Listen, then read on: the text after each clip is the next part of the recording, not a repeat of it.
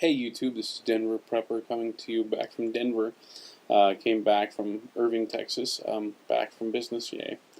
Wanted to do a quick local prepper update. I know that things I've been doing appeal to a bunch of preppers, but here in Colorado especially, there's not a lot of prepping, there's not a big prepping community that I'm aware of. If someone knows of one, please correct me in the comments. So I wanted to go over just a couple of places that I found that will really cater to the urban prepper. First of all is Ferris Survival. And I'll go ahead and put it down there at the bottom. Their website and their phone number. Guy by the name of Bob Ferris has everything you need for prepping. Has long-term food, the long-term shelter, the long-term water, the long-term storage.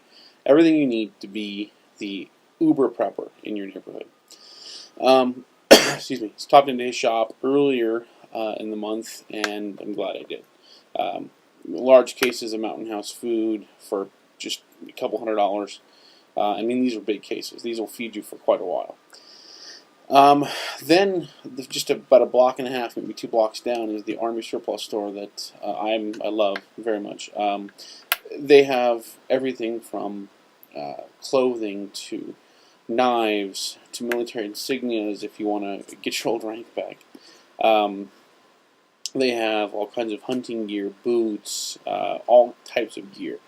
So I urge those who are here in the Denver area or even from Longmont to come on down and look at these couple places. ArmySurplusForLess.com is the website for the Army Surplus store, and fserv.com, again I'll put that in the lower half, is the address for Bob Ferris.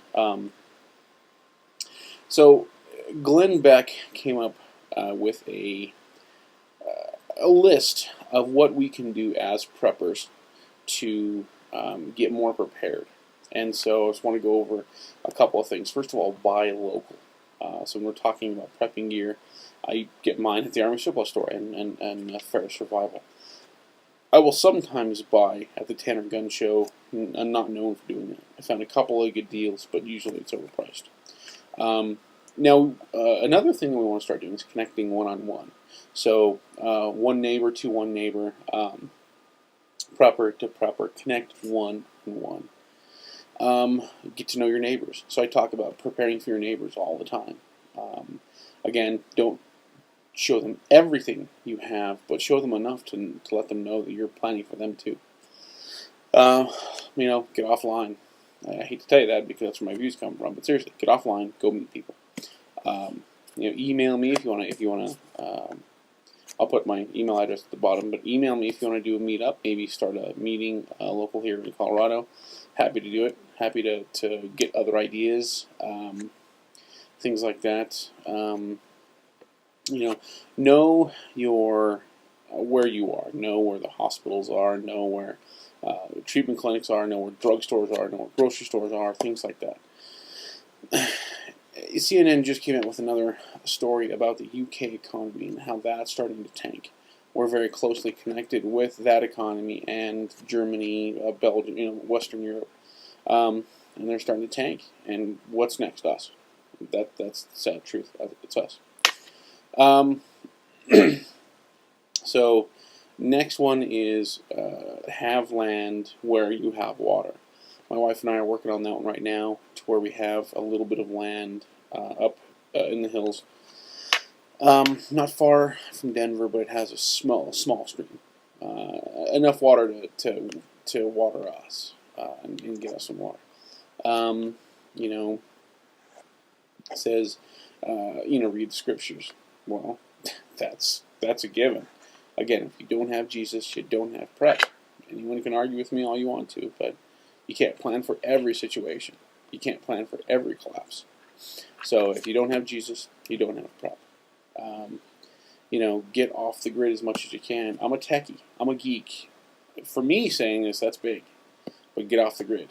Unplug, so to speak. I'm doing more of that as we speak. I'm not booting up the computer as much. I'm making more videos, but I'm doing these in larger sprints rather than, being on the computer all the time. Learn ham radio. That's something that I'm severely lacking. in my prep is communication. I have small two-way radios, within a city, maybe a mile, if that. But I'm severely lacking communication in my prep.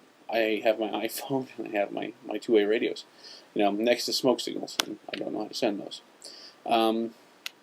Remove electronics from rooms. Remove electronics from where you happen to be. Start getting used to not having those. Grow your own food. That's a big one. Having that land, even a 12 by 12 piece of dirt in your backyard can serve as a great garden. I live in a townhouse, so I don't have that. But we're selling and we're getting out of here, so we will have that eventually. Know where all of your paper copies are: your birth certificates, deeds, car loan documents, car titles, things like that. Know where those are. We have those. We have those readily accessible, both electronic and paper copies. I have a hard drive. I call it my bug-out disk, and I have a flash drive full of documents and birth certificates, cards, pictures. In case something happens to one of us, we can give those out and look for one another in that. So these are just a few of the things that you can do as a prepper to prepare for the times ahead. It's coming, folks. I mean, experts are saying it. Prophecy's been saying it for a long time, but something bad is going to happen very, very soon. May not be 2012, may not be 2013, may not be 2014. But by 2020, I don't think the world's going to be a very nice place to live anymore. So start preparing now. I did buy a new gun. I bought a Ruger P89. I'll show that to you next video. Great 9mm pistol. Bought it at a pawn shop for $300. If you're prepping and that's all you can afford, get it. It's very accurate. I was able to hit targets at pretty good distances with it consistently, and I'm not that great a shot, frankly.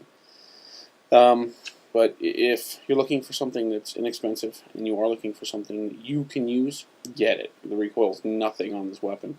Definitely better than the High Point. So get it. If you can find one online, get it. It's worth the money. Anyway, I just wanted to come to you with a quick, I guess 7 minutes and 30 seconds isn't quick, but appreciate you guys listening. God bless, and we'll see you later.